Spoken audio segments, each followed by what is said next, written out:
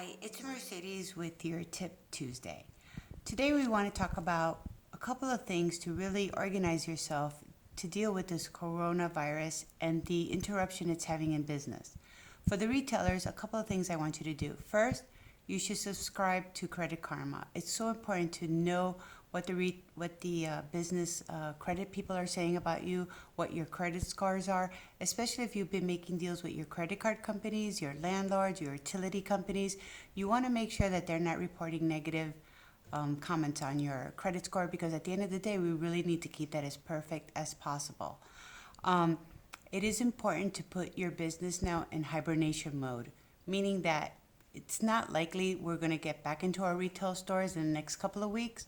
So if we could shut off some of the utilities, if we can maybe talk with our phone companies, if we can make a deal with even the Wi-Fi, all of those, as long as we could keep them on minimum, even calling QuickBooks, if you're using QuickBooks as one of your bookkeeping companies, or Shopify, and see if they will reduce some of your fees. All of these overheads that we can reduce or put on hold is very important to talk to them about that too.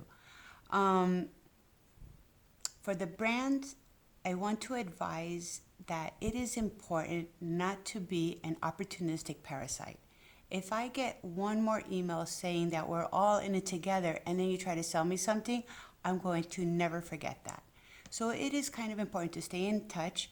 I would personally love to see a handwritten note, a card, a funny card, just making sure, checking in, making sure that we're okay as retailers.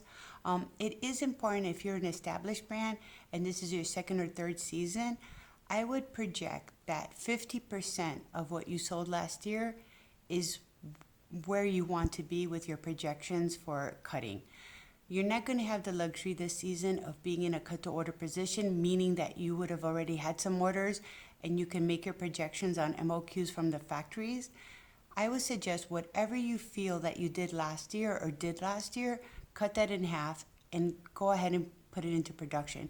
It's usually not the advice that I give, but I feel like these are very interesting circumstances. And once we come out of this bubble that we're in, people are going to want to buy something new.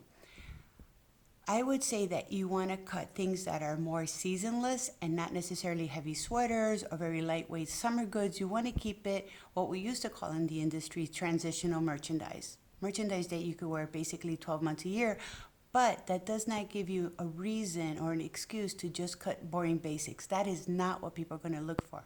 They're going to want excitement. The maximus is going to be an important trend that is not going anywhere. Actually, we're going to see it more exaggerated. And I also see a trend of matching face masks to apparel or even to accessories. So just throwing that in for a little bit of good measure. I'm just looking at my notes. We had a really interesting Zoom meeting with our members today, and they had so much more to say than just take an SBA loan and write it out. It really is about staying in touch with your customers for both the retailers and the brands, and it is about being visible. But I want to use that word again, hibernation, because we really want to reserve all our energy